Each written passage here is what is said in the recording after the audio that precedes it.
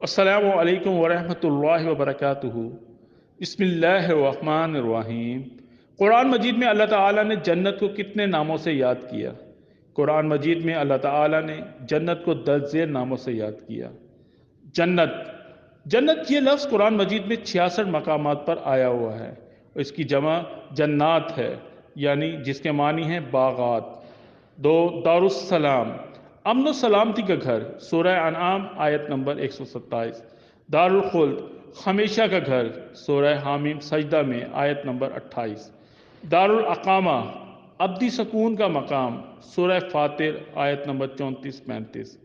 جنت الماوا یعنی ایسی جنت جہاں ٹھکانہ ملے، سورہ نجم آیت نمبر 15۔ جنات عدن یعنی ایسی جنتیں جہاں کی رہائش ہمیشہ ہو، سورہ صف آیت نمبر 12۔